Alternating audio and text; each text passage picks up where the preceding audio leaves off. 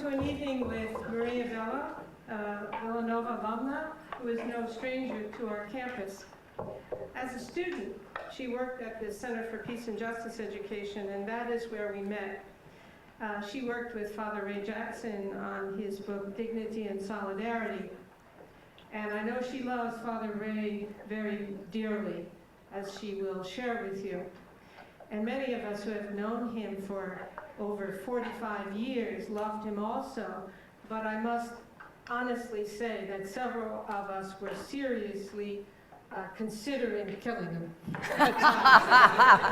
that kind of irascible character. So keep everything, kind of in perspective.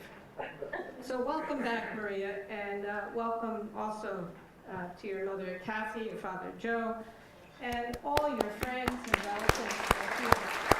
Thank you for being here. We're here tonight to engage with Maria in her many travels through life, expressed very honestly, openly, and engagingly in all the questions that are part of her lifelong search for value, truth, and acceptance. Actually, her book, which I only had in galley form. Well, now you can have one. A real one. Actually, this is a journey of a woman who seeks, like Augustine did in many ways, happiness through life's journey, encountering so many different people, experiences, challenges. Actually, I think she, in questioning life as the book represents, every chapter begins with a question. You call yourself, Maria, an adventurer and an activist, and it is a story of being an adventurer and an activist, but also I think you're a searcher and a questioner. You never stop questioning and searching. From the time you were a child and went to that asbestos plant down in Norristown, but we won't go into that. So throughout your book, which I read over the last few weeks, I see really a passion for life and a passion for justice. In every chapter, you're so honest with all the questions you ask and also what you reveal in your life. So in many ways, she touches on the humanness in each of us, the vulnerabilities that we all have as human beings in this lifelong journey. If we live long enough, we experience many things. And I'm one of those people on the end of this journey, so to speak. And throughout, all these questions and examples that are raised give us some perspective for each of our lives of maybe the kinds of questions we also should be asking. She's a woman who has sought self-discovery, which has taught her a great deal about healing, caring, and the act of forgiveness, which she sees as essential to healing. But her life has never been solely about herself. She has been a strong supporter of human dignity in Haiti and Darfur. She co-founded the We Advance, an organization to advance the health, safety, and well-being of women throughout Haiti. She spearheaded the opening of a women's clinic immediately following the 2010 earthquake in Haiti. Haiti is a love in her life, a very important mistress, as she says in one of the chapters. Maria has been recognized for her activism, voted one of Variety magazine's most powerful women in Hollywood, 2009, for her efforts on behalf of women in Darfur. One of my colleagues said to me, what was she like as a student? And I said, actually, she was very studious, very quiet, unassuming, and basically just like any other student. And then she moved out on her own as the adventurer and the journeyer. I think your trip to Europe did a lot for you in that regard. Sure. I could go on with so many accolades that she has. She will read tonight from a chapter in her book, Am I a Catholic? And so many people love the title of the book, Whatever, Love is Love. And I think to look and listen tonight, particularly listen to what Maria has to say about the importance of love and the ways in which it cannot be put into neat little categories or labels. I think that's very critical and very important for us all. So, with that, I am delighted to welcome back Maria Bello, our illustrious student who has gone on to do many wonderful things, and she has a long life ahead of her to continue the work. So we support her and we love her dearly. Okay, you don't need this.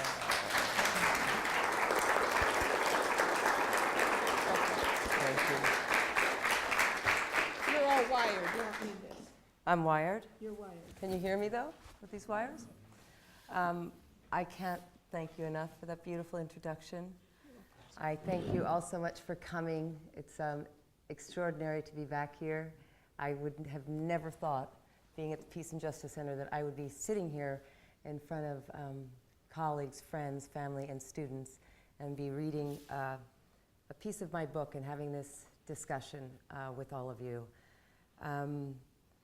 This book came about because of what you said, because of vulnerability, humility, being on my knees. I was sick a couple of summers ago, and I looked up at my my bedside at this hospital, and I saw my mother and my brother Chris and Claire and my son Jackson and Jackson's father, and I thought, oh my God, I'm so lucky. I have so many amazing partners in my life.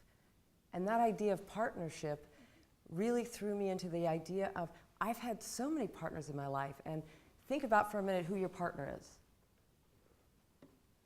Most people in this room probably thought of either your business partner or someone you're committed to in a romantic way or living with. But the truth is, what I found is that you can't fit it in tiny little boxes like you said anymore. Partnerships can be your best friend. Partnerships can be your mother. And in this case, the chapter I'm going to read you, my partner through my time at Villanova University was Father Ray Jackson. He was the person who knew me the most and the person that I loved the most. So with that, I'm going to read a chapter called Am I Catholic? But before that, I need my glasses. So excuse me. You have my... Okay.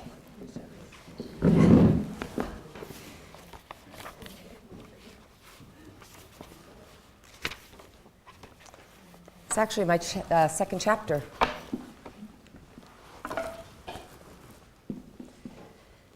Chapter 2. Am I Catholic? Do you consider yourself religious, or maybe not religious, but spiritual? What do these terms actually mean to you? When I was 18 and in my freshman year at Villanova University, I met Father Ray Jackson, a 62-year-old Augustinian priest who taught a class I was taking called An Introduction to Peace and Justice Education. He was a former Marine, 6'2", with bright blue eyes and a wicked smile. Not only did he give me my precious black rosary beads, he also introduced me to books that radically shifted the way I perceived myself and the world. Father Ray was my partner all through my years at Villanova University. He was the person I had lunch with every day in the school cafeteria where my grandmother worked at the salad bar. He was the one I talked to every day about my pain, my love life, and my fears. He held me when it looked like my mother might die from non-Hodgkin's lymphoma. He was the one I laughed with. He was the one I felt most comfortable with during those college years, when I began questioning everyone and everything. In his class, he asked us to write about our heroes. While the other kids wrote about Lee Iacocca and Madonna, I wrote about Mother Teresa, Dorothy Day, Edna St. Vincent Millay, and Jesus. You'd think the erotic themes of Millay would be off limits to a guy dressed in black robes with his silver crucifix hanging around his neck, but not to Father Ray. I got an A on the paper. I'll never know if it was Millay or Jesus who swayed him. Although I had been raised Catholic, I never quite believed in the full church doctrine. That would have been impossible given that I believe then and now that women also have a calling to the priesthood, that sex before marriage is actually a wise thing to do, that people should get divorced if they need to, and that women and men should be able to marry members of their own gender if they want to. And I didn't lend credence to the greatest divide of all, that if you weren't baptized like my dear Jewish aunt and uncle, you would automatically go to hell. The parables and concepts contained in the teachings of Jesus Christ about loving your neighbor as yourself were the things I knew in my heart to be true. Some of these ideas Father Ray agreed with, and some he did not. He didn't believe in abortion unless it was to save the life of a woman or in case of a child conceived by rape. I, on the other hand, marched in pro-choice rallies in Philadelphia, yet our differences didn't deter him from being my friend. He never judged me or tried to convert me to his point of view. Father Ray was focused on caring for the poor, feeding the hungry, and making the world a better place. I think he would have liked our new pope very much. However, not every priest I've met in my life was like Father Ray. In my sophomore year of high school, the priest who was the head of our school met with us in the chapel every week to discuss Christian values. In one of the more memorable sessions, he handed all the girls yellow sheets of paper containing some provocative questions and answers. Have you ever thought about sex? Then you have sinned. Have you ever had sex? Then you have sinned. Have you ever let a man feel your breast? Then you have sinned. By the time I finally got to one that said, have you ever masturbated? Then you have sinned, I was really upset. I raised my hand, stood up, and said, Father, my mother is a nurse, and she told us that masturbation is a normal part of sexual development. I guess the sin of speaking up might have been worse than masturbation. He turned beet red and kicked me out of the chapel. My revenge, I didn't even feel guilty. That story is why meeting Father Ray was such a revelation.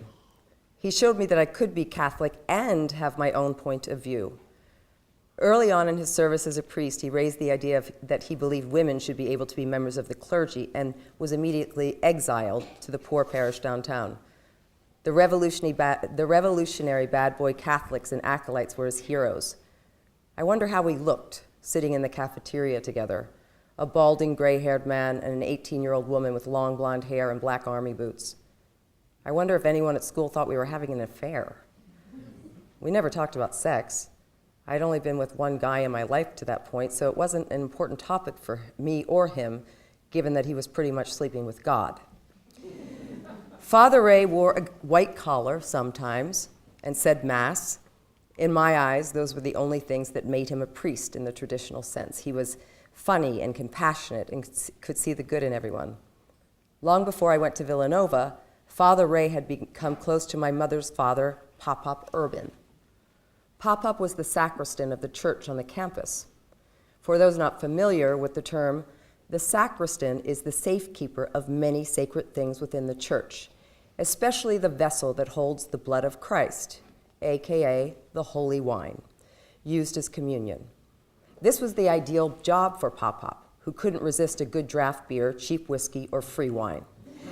But Father Ray loved Pop for his good nature and sense of joy. Over beers at a local pub near Villanova while celebrating my graduation, Father Ray revealed that after your Pop left, our wine bills were cut in half. Father Ray accepted my grandfather just as he was, despite his fondness for the drink. Mostly Father Ray was my friend. He made me feel responsible for every minute of the life I led. He also helped me to feel not so lonely anymore. Because I grew up near the university, my friends from high school were still nearby, so I never really connected with anyone at school. My friends, Kelly, Katie, Denise, and Carolyn, were and still are some of the funniest, wisest people I know. I was questioning and questing at the time for something bigger in life that I wasn't finding in my peers at the university. Father Ray seemed to have so many answers, and when he didn't have answers, he always knew the right question to ask to get the answer. The summer after my freshman year, Father Ray asked me to do research on a book he was writing called Dignity and Solidarity. My first thought was, why me? I'm a big-time sinner. Great people might be my heroes, but I have zero in common with them. But I didn't say that. Instead, I agreed. I was just in awe that a grown man would actually like me and trust me enough to help him with something so important. Father Ray brought me to the third floor of the massive library at Villanova and opened a kind of secret door behind the last row of bookshelves. Inside was an entire room filled with books and a whole new world. Over that summer, I was introduced to the words of beautiful writers and revolutionary thinkers. For 8 hours a day, I sat paging through book after book on philosophy and spirituality, theology, and the random great novel. There was Man's Search for Meaning, Viktor Frankl's seminal book about the Holocaust. There was Elaine Pagel's The Gnostic Gospels, Rainer Maria Rilke's Letters to a Young Poet, Simone de Beauvoir's The Second Sex, and works by Susan Sontag, Hermann Hesse, St. Augustine, Ernest Hemingway, Virginia Woolf, Sylvia Plath, Elie Wiesel, and countless others who had changed the world. I was supposed to find quotes and examples from these great books to back up Father Ray's theories. I can't believe he paid me for this. I did it for something like $12 an hour, which was like an extraordinary sum for me at the time. I felt like I was ripping him off because some days I didn't do a thing but read Kate Millett's The Basement. Father Ray was convinced that educating students on ideas of peace and justice would lead to a more peaceful world. He wrote that his mission was to equip the student with the knowledge and sensitivity to live a life worthy of the highest aspirations of humankind. That's exactly what he did for me. He inspired me to learn about how I could live a worthy life. I liked his ideas about teaching peace and justice through understanding other cultures and religions. Because of my work with Father Ray, I began reading more about man's inhumanity to man and the oppression of women. I couldn't believe that women were still only making 73 cents to the dollar a man was making for the same job. It's not much more now, by the way. I was enraged that 1 out of 3 women would be raped or abused in her lifetime. I was appalled that people really believed they had the right to tell me what to do with my body. So the next summer, I started interning at the Women's Law Project in Philadelphia. I firmly decided that I would pursue a career in law. I would be a women's rights attorney after graduating. Then, as happens in most romantic comedies, a cute guy comes along and changes the course of a girl's life. In my case, his name was Drew. He was in my acting class. And he was in an acting class and told me I should try it as an elective. Back then, I had no idea you could become an actor. I thought you had to be born and raised in Hollywood, know how to sing and dance, and just naturally be glamorous. I was just another pretty face from the outside of the main line, Philadelphia. My father, a construction worker, and my mom was a nurse. But I took that acting class, and from the first session, I did a monologue on a Bob Dylan song. For the first time, I can't remember, for the life of me, I can't remember the name of the song. I dressed up like a homeless person with old newspapers and a bottle of fake booze and waxed on. I felt like I was the character, disenfranchised and alone. Immediately, I knew that acting was my calling. When I went to Father Ray with this newfound revelation, I burst into tears. "Father," I said between sobs, "I don't know what to do. I thought I was supposed to be of service to the world and help people. Now I want to act, and it seems like such a selfish profession." He just smiled and said, "Maria, you serve best by doing the thing you love most." Father Ray had just given me the best advice of my life. He set me free. Soon after, I headed to New York to follow my new calling. I had $300 and 2 trash bags filled with clothes. Now, so many years later, I know I don't have to live in a mud hut bandaging children to be of service. There are millions of ways to be of service to the world and to show what I learned from Jesus' teachings. After I moved to New York, Father Ray came to visit a few times. I would often go to find him in the Peace and Justice Center when I went home to see my parents in Philadelphia. He also wrote me letters that I wish I had saved to this day. He was the only person besides my boyfriend who was invited to my 21st birthday party at my family's house. I have a photo of all of us from that night beaming and celebrating. Father Ray was diagnosed with a brain tumor when I was 28 years old and living in Los Angeles. I flew to Philly to see him on my way to my dream trip to Africa. When I arrived, he was lying in a tiny bed in the rectory of the church. Other priests were gathered around him. He looked tired but smiled when I entered. I felt honored to be there, but I was also afraid. I was feeling so much, but mostly regret at what I didn't do for him or how I failed to become the person I thought he wanted me to be. But that was all in my head. I realize now that even if I had become someone most people would judge harshly, like a prostitute or a drug addict, it wouldn't have mattered to him.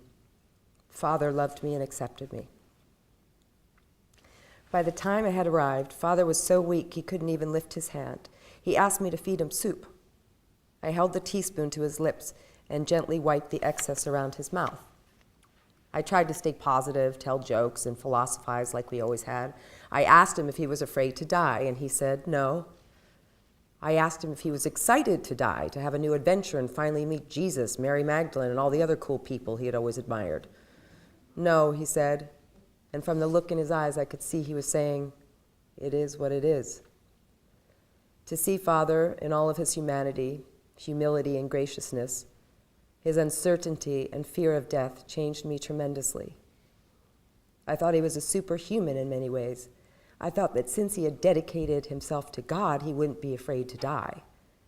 I saw that perhaps, no matter how much we believe, that journey into the unknown of death is a pretty scary thing. I was planning on taking my first trip to Africa a few days after I visited him and asked him if I should stay at home for a while longer. I was afraid he would die and I wouldn't be there. He was adamant, though he could barely speak. This is your dream. You have to go. I'm going to be here. Don't worry. A week into my month-long trip, I called my folks from a gigantic satellite phone from the Serengeti. The only place I could get any reception was under a baobab tree about a mile away from where I was staying. As soon as I heard my mom's voice, I knew. Father Ray had died the day before, and I wouldn't be able to get home in time for the funeral. Instead, I started to say a prayer under the baobab tree that rapidly became a crying rant. Why did you like me? Why did I get so lucky that you chose me of all people? Why did you have to die when I was 12 million miles in the middle of nowhere? I could hear him laughing all the way from heaven. So am I Catholic? Let's see. My best friend was a priest and is my son's namesake. I do believe in the principles of Christ, but I also believe in some of the words of Buddha, Muhammad, and Yahweh. I believe in spiritual beings and angels and Sufis and any belief that is based in love. If you look beneath the surface of most religions, you will find a common thread. That thread is kindness and compassion. Every time I travel, I go into a church and pray to Mary and then light a candle for my loved ones, especially my mother. My mother was a good Catholic. She taught us about prayer and our angels in heaven. One of the most moving experiences of faith was when I was 13 years old. Her father, my pop-up, had just died. My mother, father, grandmother, and the four of us kids sat by his hospital bed holding his hand and saying, "We love you, Pop-Pop," while he passed. We weren't afraid. My mom always explained to us that God had a plan and that my pop-up would be,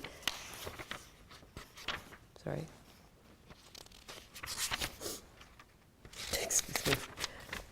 My pop-up would now be looking after all of us from heaven. Even now, my siblings and I pray to Pop-Pop when we are going through a difficult time. My mother showed all of us in her actions the power faith has in our lives. My father still says he's Catholic, though my brother Chris tells another story. Chris was 7 years old when our father took him out fishing on a Sunday morning. As they sat quietly in his tiny boat in the Sea Isle Inlet, holding their lines in the water, my brother asked if it was okay that they were missing Mass. Dad replied, "Son, this is my church." Today, Chris says that being out on the open water is his church too, that the silence of waiting for a fish to bite is his prayer.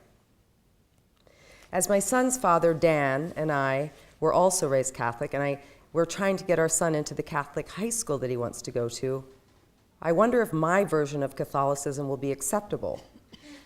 To apply, we need a letter from a pastor, but we don't have a pastor. Still, we pray every evening and give thanks at the dinner table. My son believes in God, that God is within him and present, and that there are angels like my Aunt Maria and my Pop-Pop who look out for him. And yet here we are struggling to find a church and a pastor to sign a letter saying we are Catholic. I worry that our untraditional family is going to weigh against Jack, and I feel that would be a travesty, because Jack labels himself Catholic. And if going to this school would give Jack a sense of belonging and comfort, I believe he should be able to go there. I hope Jack will be admitted without question. I hope that he counts that Jack believes in everyone's right to have their own god and goddesses. He is open and accepting. He has Muslim, Jewish, Christian, Buddhist, and Hindu friends and mentors. He has many friends who are gay. I wonder if that would be a help or a hindrance. If Father Ray were alive and in charge of that school, he would surely understand and appreciate that my son is surrounded with love, ideas, and inspiration. My friend Cameron considers herself Jewish. She doesn't follow the strict practices of Orthodox Judaism, but sees the beauty of the religion and the culture and of passing that down to her son. On the other hand, my friends Al and Paula and their family are more traditional Jews. They read from the Torah, observe Shabbat, and celebrate in Hebrew. Both families include some of the most generous, accepting, soulful people I know. My Muslim friend, Kareem, is appalled at the fundamentalist terrorists who say that they are following the word of Muhammad. People don't realize, he says, that most Muslims are not terrorists or jihadists and are as outraged as non-Muslims are about those who use the name of the Prophet to promote injustice and war. Does he still call himself Muslim in today's world? Yes, because he identifies with his family's history and culture. Kareem believes in a God who is just and kind, just like I do. Catholicism is part of my heritage, my upbringing, and my experience in life. It is the framework through which I extend my relationship with God. I can appreciate all religions and still have mine. That is the kind of understanding that Father Ray taught me, and a lesson I feel lucky to have learned. As my friend Lawrence Doobie Nolan said before he passed away, I believe in my God and yours too. Amen.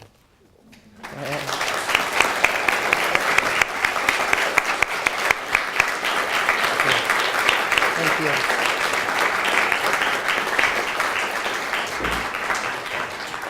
I have to add one caveat, which is this. We did find a pastor in our neighborhood at St. Monica's Church. We went to see him. As soon as we walked in, he said, Maria, I read your article. Your son sounds so amazing. And my son did get into Loyola High School. So.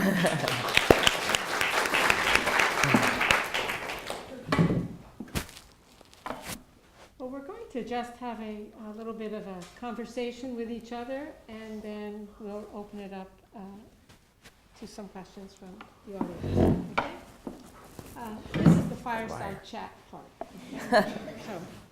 So, Maria and I have both known Father Ray for so many years, and clearly he was an extraordinary man and made a huge difference in your life. In so much of what you write, and I can see Ray in this as well, you speak of the importance, painfully, of forgiveness, and that forgiveness is part of the journey to healing. Would you care to speak to that a little bit? Well, you know him much better than I did because you were his colleague and adult and his friend. I didn't know as much in the world, obviously, and he taught me so much by asking questions, and that's what my book is all about, asking questions. Mm-hmm. And he was a questioner, and like you said, a seeker. Mm-hmm. And you've had impact and still do on students' lives you probably don't even know. I'm fortunate enough that I get to write a book about it, so I get to acknowledge that. But, you know, I do talk about forgiveness in my book, and for me, what forgiveness comes down to is finding compassion. Compassion for myself, compassion for others, learning about their stories and where they came from, and having humility for myself with my own wounds and where I came from, and forgiveness in not only forgiving others, but in forgiving myself for the mistakes that I have made, for the people that I have hurt, for not being the woman that I know, my preferred self, my connected self that is connected to God. Yeah, I get that so much in what you've written here in a very beautiful fashion, and that sense of, at some point in one's life, and I think all of us can relate to this, you have to say yes to yourself. Yes. And that that comes through in a way in which, through all the searching, you were able to say yes to yourself. How might you encourage, particularly we have a lot of young people here, to do that? I remember once I was a spiritual director for someone, and I had stayed at their house in Detroit, and they put me in this room for the night, and as I closed the bedroom door, on the back of that door was, you know, you have one of these towels that they make, and they put your picture on it, some carnival or something like that. Yeah, and then, but underneath it, I mean, it was a picture of the person whose room I had. And of course, it was on the back of the door, which is interesting. But underneath was in print, "Damn, I'm good." And you know, I loved it because I'd been trying to tell that woman that for about 5 years. And I wasn't sure it had really gotten through. And how difficult it is for each of us, I think, to say yes to ourselves.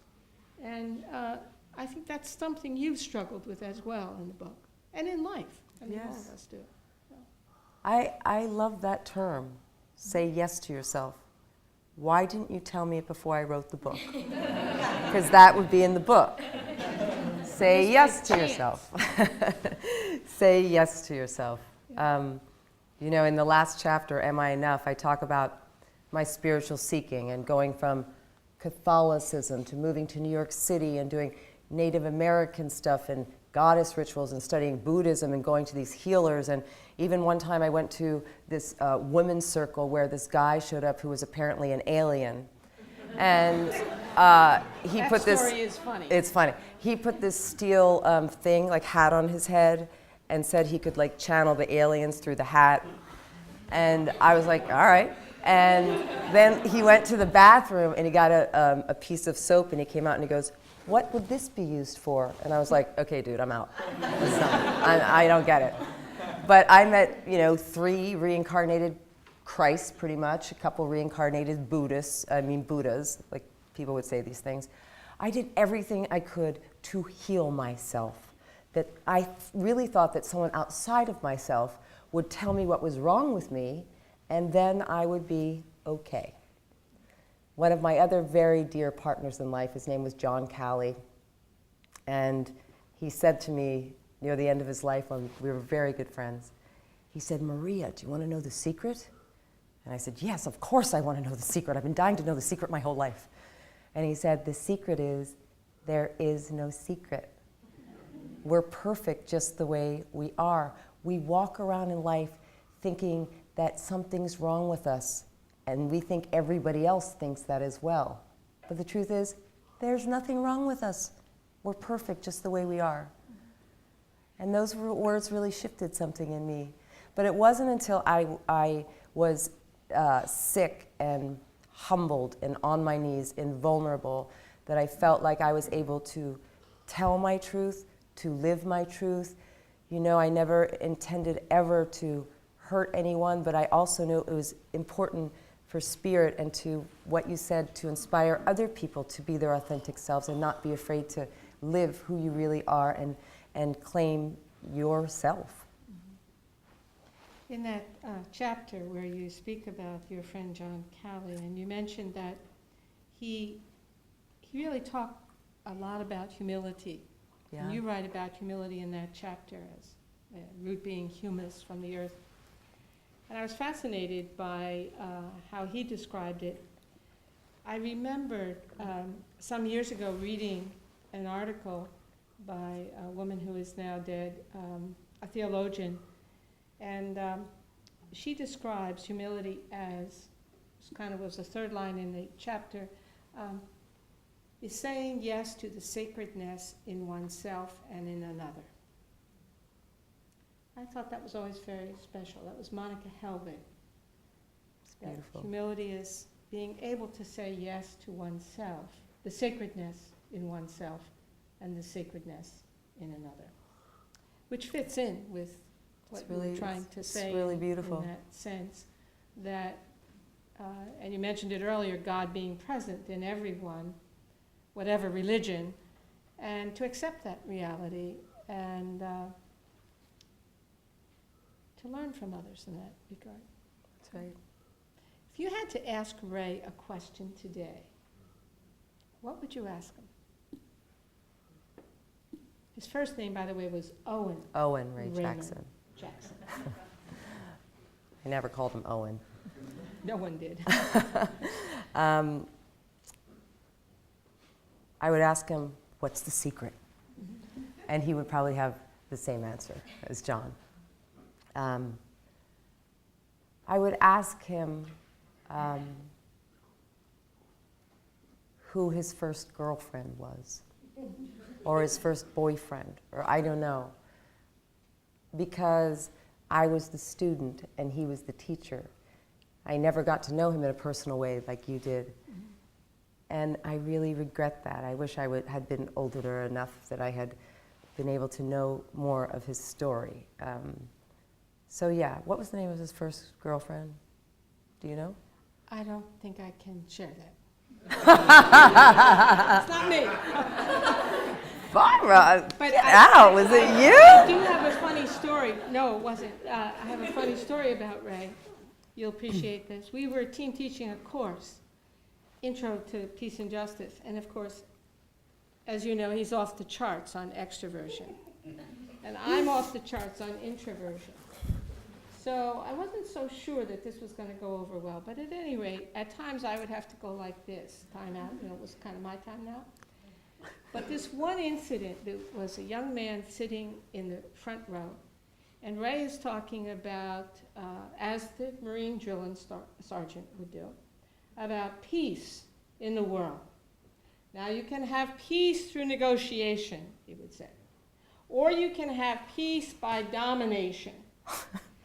And so he puts his big hand on this young man right in front of us and says, peace by domination. And the young man says, Father, please, I have mousse in my hair, Father, please. So you would encounter those sorts of things in the free spirit of Father Ray. But he was a very courageous man, and when he died, I think Carol Anthony is here, and I think she was at the center at the time when he died. Prior to his death, he was very connected to the Center for Peace and Justice Education and to campus ministry. And he really called all of us together in the chapel, in the monastery. And he asked each of us to come up and anoint him. And then he would say to each of us, whatever concern he had about so-and-so who lives in Northeast Philadelphia, you need to take care of them. You need to take care of the work that I did at St. Agatha's Soup Kitchen. You need to do this. So he really parceled out to all of us his work, which was vast in the city of Philadelphia. But I always remembered his courage in, I think it was difficult, because he loved life. Mm-hmm. But he accepted that, and he wanted us to be part of it in a way that he also taught us something about how to die. And I think that was very important for each of us. So when you think of someone who's great like that, the greatness is in each of us saying yes to what happens, even though you might not understand why it happens. So I think Ray was, to the very end, someone who is still learning. And that's, I think, his gift in many ways. But as I said, there were times that we also wanted to shoot him. He had a big personality. Very big, yes. Shall we open it up to some questions from the community here? Yes. Maria, looking forward to reading your book. Did you write much about any particular chapter on Haiti? Haiti. Oh, on Haiti. I thought you said Katie. I was like, a whole chapter for Katie? Is she here, by the way? No, that's our other friend. Sorry. But it's funny that that was the chapter that I read with all the girls in it. Yes, Haiti. I described Haiti in my book as my mistress because for years, this woman, I call her, and a lot of Haitians think of Haiti as a feminine, a female island, a female source, a breathing, living being, was my life. I thought about her every day of every minute for years. I was there before the earthquake, and as soon as my foot hit the ground there, I knew that I was supposed to be there. And I first went to visit another priest, my friend Father Rick Frechette. I have a thing for priests, I guess. So I went to visit Father Rick Frechette, who's extraordinary. If anyone ever wants to go to Haiti and work with someone, he's the one to work with. He was a Catholic priest, he still is, but he realized in Haiti when he went that they needed a doctor more than they needed a priest. So he went back and forth and got his medical degree. He opened the only children's hospital in the Caribbean, a maternity hospital, 12 street schools, 3 orphanages, a bakery. I mean, I could just go on and on about this, this man. So I spent some time there, and I met other friends and role models. And then after the earthquake happened, 6 days later, that day when I found out, I called Father Rick and said, Father Rick, what should we do? And he was in Connecticut at his mother's dying bedside. And he never left Haiti, he just happened to be there. And he said, if the Spirit moves you, please go and dig my people out.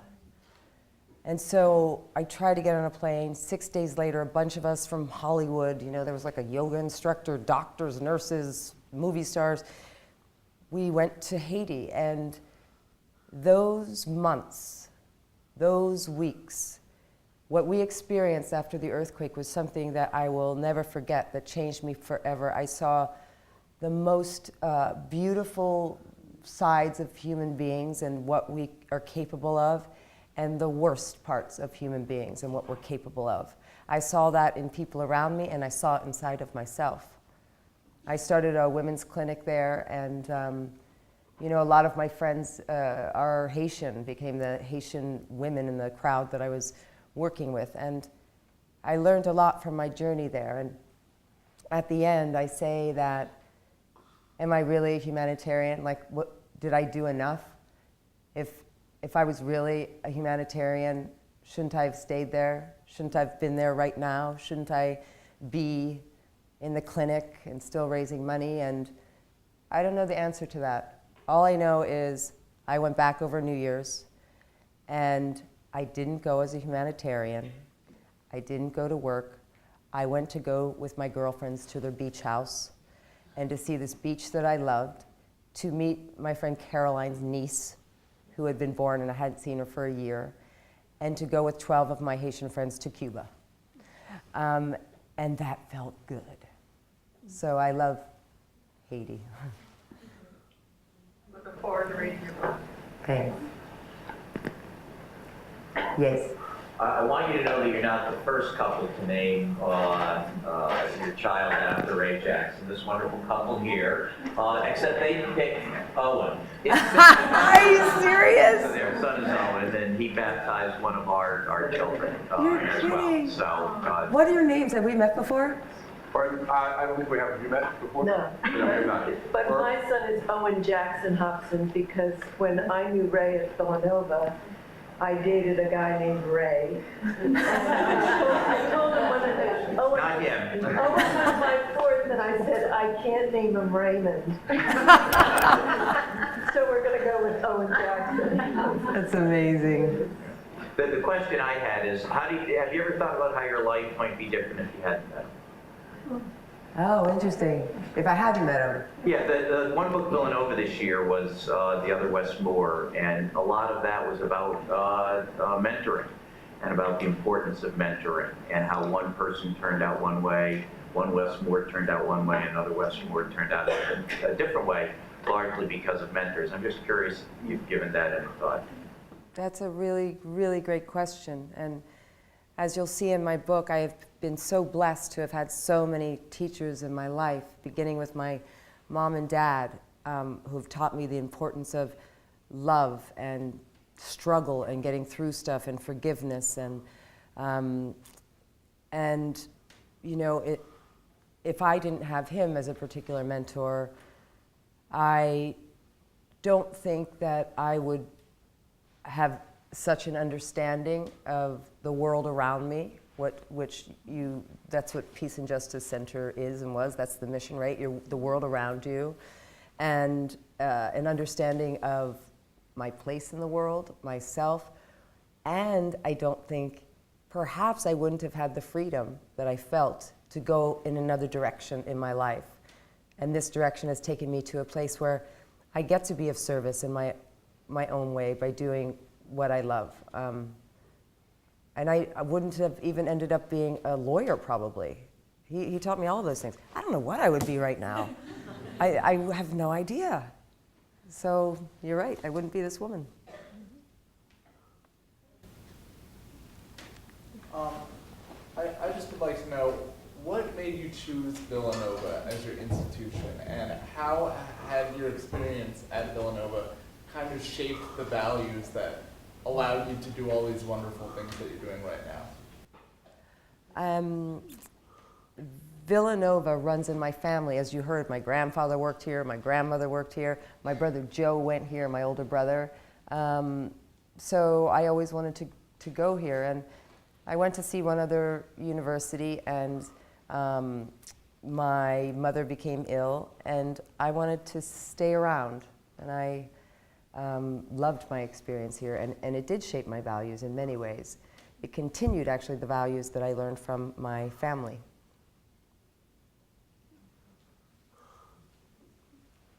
Thank you for coming tonight. It's a pleasure to meet you. Hi, thank you. I look forward to reading your book as well, and happy belated birthday. Thank you.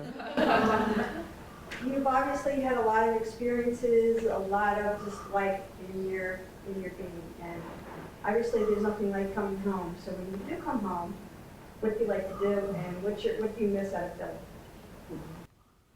Dad, what do I do when we come home?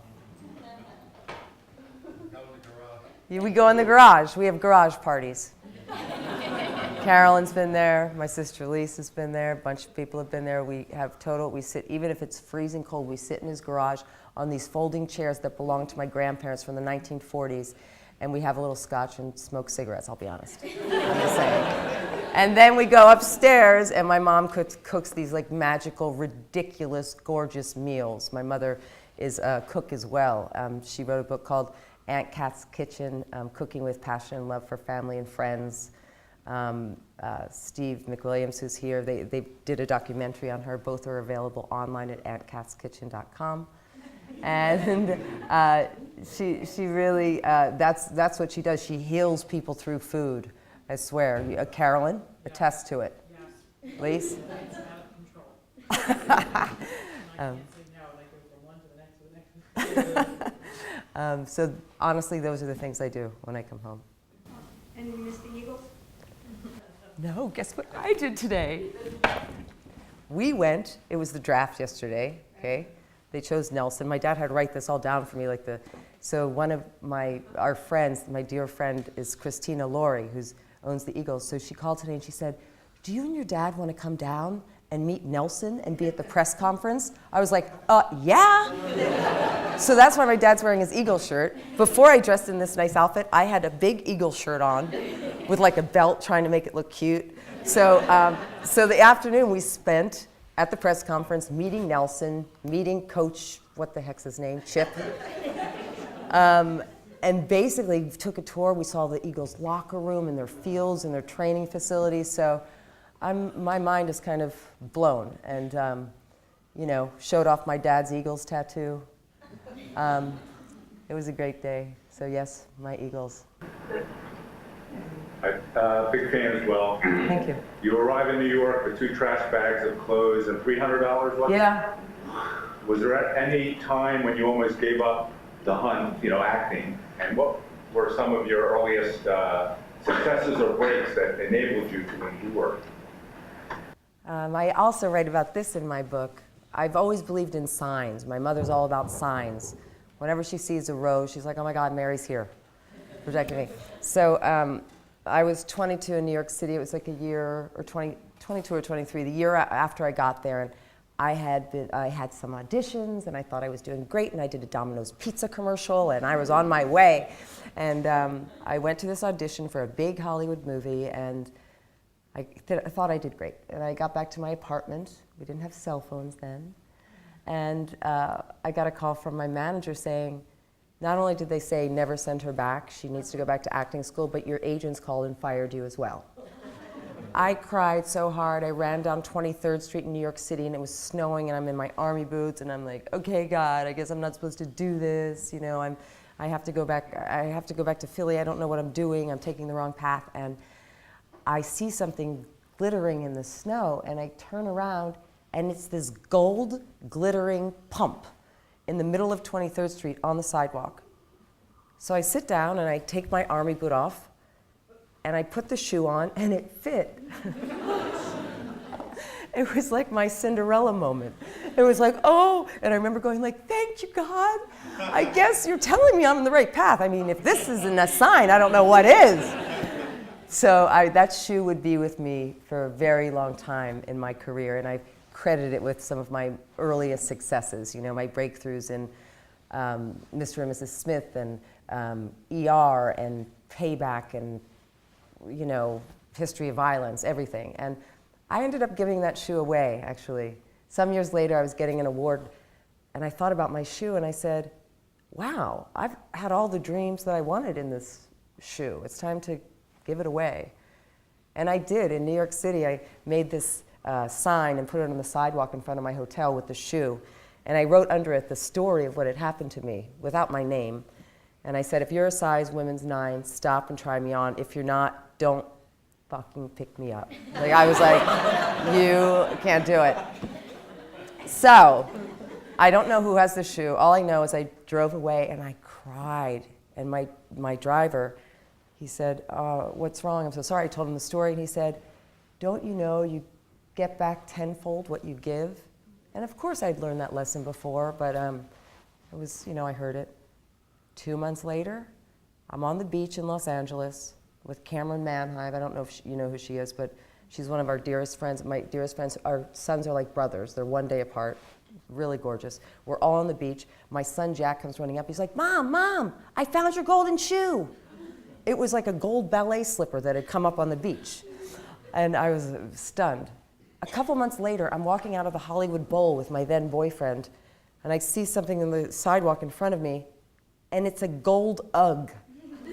It's a spray-painted Ugg. I pick it up. A few steps later, there's a gold spray-painted sneaker. I pick that up. The next, until I had 8 gold shoes.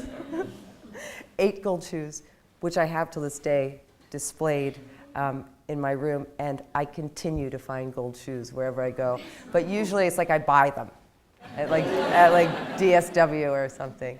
But so that was a big sign for me. So whenever I get down and think I'm on the wrong path, I look for a sign. You go shoe shopping. Exactly. Exactly.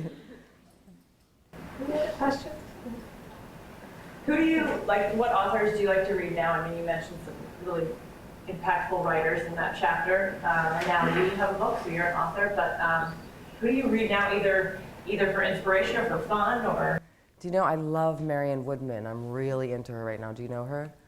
A Canadian writer. At like 50, she went back to school and became this psychologist, sociologist, and she writes about the feminine. And I read one of her books every night, Nurturing the Feminine Soul. And it's beautiful, poetic, and she has many books, The Ravaged Bridegroom, and she just talks about the male and female energies, but in a really poetic way. I love Susan Minot's new book, 30 Girls. It's kind of like the Nigerian girls that got captured in Chibok from their, Chibok, how do I say it? Chibok? Anyway, but it's not about them. She wrote this before that even happened, but it's about these schoolgirls who get abducted and this reporter's search for these girls. And I always like those sorts of books where I'm in someone's adventure, but I'm also learning something and moved by something and learning about humanity in some way. And another friend, Kathy Eldon, wrote a book called In the Heart of Life. obviously I'm like an African in my soul. My girlfriend's 4th generation African-American Zimbabwe girl. So In the Heart of Life is a book about my friend's son, Dan Eldon, who is an incredible artist and journalist who grew up in Kenya and was killed by he was stoned to death by a mob of Somalis at 22. And it's her book about what she went through and how she used his creative vision and creative spirit and turned her pain into compassion to be of service to the world. It's very inspiring. Is today your birthday? No, it was a couple of weeks ago. Any other questions? Yes. Oh, sorry, who got it? I guess I know you through your sister, and I've known your sister for about 20 years. Pretty great sister. She has an amazing, incredible strength, and very gifted. Yeah. So I think that, I get that sense from you tonight as well. And I guess the question I would have is that, what do you feel the difference between Catholicism and spirituality is? I think that's a good question for yourself. That's what my book's about. After I wrote my New York Times article, I had no idea how many people had the same sort of questions that I had about labels, about partnership, about family. And within an hour of its publication, I had 273,000 Facebook hits. It was the top 10 modern love pieces of all times in terms of the amount it was shared. So people were writing to me saying, I'm a whatever, and I didn't know what to call it. I have a whatever family too, and I didn't know. And so people were begging for this conversation about questions and questioning the labels that they had that other people gave them and that they gave themselves. So when you ask me a question like that, at the end of my chapters, I sort of asked that, and at the beginning, that you have to ask yourself these questions for yourself. What labels feel good? What labels empower you? And which ones disempower you? Get rid of the ones that disempower you. I reclaimed Catholicism, that word, for myself because it feels good to me again. Yes. Sorry about that. Ms. Bello, you mentioned reading a number of books, but Herman Hesse, Rilke, William College. Have you kept any of those books? Do you go back to them? All of them.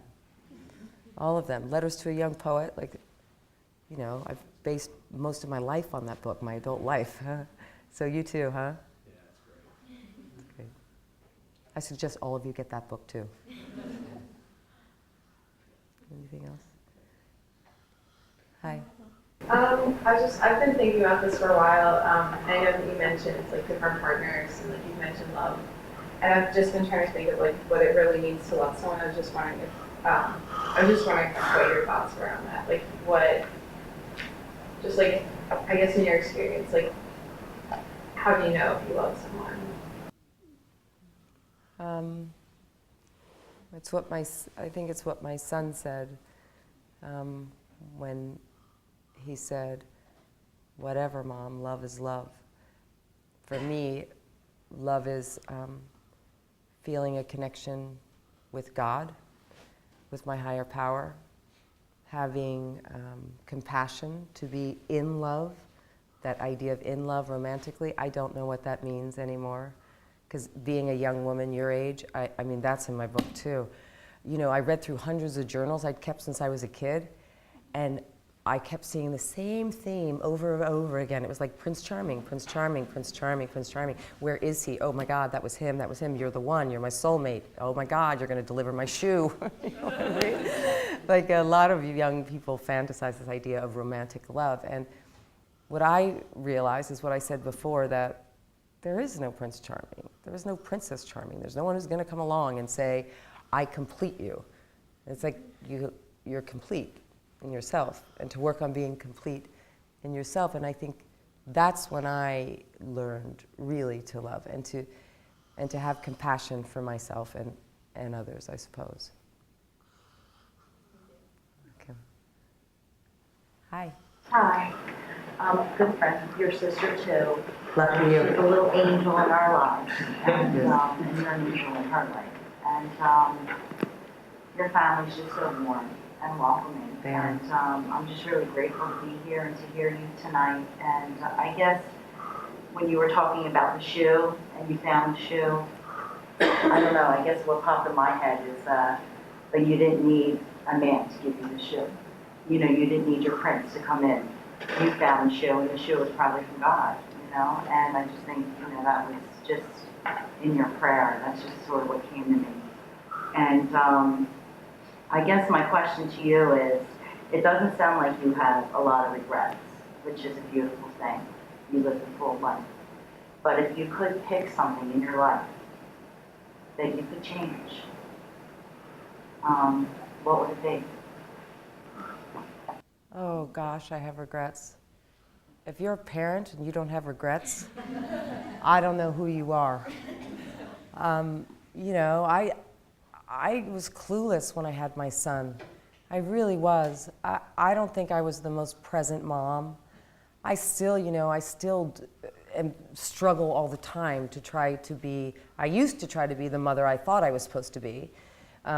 Now I'm trying to not try to be perfect and just be the mother I am and trust that my son chose the right mother. And even though, you know, I use the tone, even though, you know, I get frustrated, even though I've been away for long periods of time, that he'll forgive me one day in therapy. He'll be talking about how I screwed him up, you know what I mean? But hopefully not. Hopefully he'll get that I was the best mom for him and that, you know, I wouldn't be the woman I am without my parents. And, you know, they're certainly not perfect. They're pretty great, but not perfect. Like, and everything that happens in your life, all of the experiences. But I'm telling you, as soon as you have kids, it's like, you have a regret every day. I didn't call him today. Shit, hold on. Excuse me. Thank you. Hi, you talked about how your studies in the Justice Center here really shaped your life, and obviously you found a way to translate that into your adult life. So I have a similar experience here with the Justice Center. So I guess my question is, how was that transition, and what advice would you have for translating what you've learned into the world outside of Villanova? That's a really great question, and as I said again in my book, ask yourself that question. Ask yourself, in my opinion, what do you love? And how do you love it? And how can you make an impact, peace and justice-wise, through doing what you love? You know, we couldn't do what we did in Haiti, what Father Rick does, unless somebody loves being a stockbroker and making a lot of money, that wants to give to that, right? So you are practicing peace and justice no matter what you want to do, and to find out what you love and to give from that place. And then there are people who want to take these lessons and be a teacher and be a nurse and be hands-on, but it's all, in my feeling, in my experience, up to your individual passion. Anyone else? Hi. I'm a student of theater here, actually, at Villanova, and I was wondering how your acting classes sort of have sort of shaped your current life. Oh, you know, I only took 2 acting classes here, and with Helena White, who was so wonderful. And it was great because it was my takeoff place. And I think the theater department is expanded now, and now there's going to be a new theater built, perhaps. Hopefully. They've been talking about it, which would be amazing. Performing Arts Center. Yeah. But I would say to anyone who wants to act, like my teacher, Fred Karaman, who in New York City, I studied with him for 5 years, he said to me, just do the work, kid. That's the only advice he had, was like, just keep working and trying to do your best and learn that you're, the new guy today on the Eagles, Nelson, he gave a speech. What did he say? He said like he was all about continuing to grow, continuing to reach, to progress. He would watch tapes of himself making mistakes and taking hard hits to figure out how he could do it better next time. So for me, to be a successful actor or an artist in any way, or maybe a human being, is to keep learning. At this point, I'd like to thank Maria very much on behalf of all of us here for what she has shared so much about herself, but also about life, your life as well. So I trust that you can take many lessons from this interview tonight and this discussion and read the book. And she will be signing books outside. And so let's give her a long round of applause. Thank you.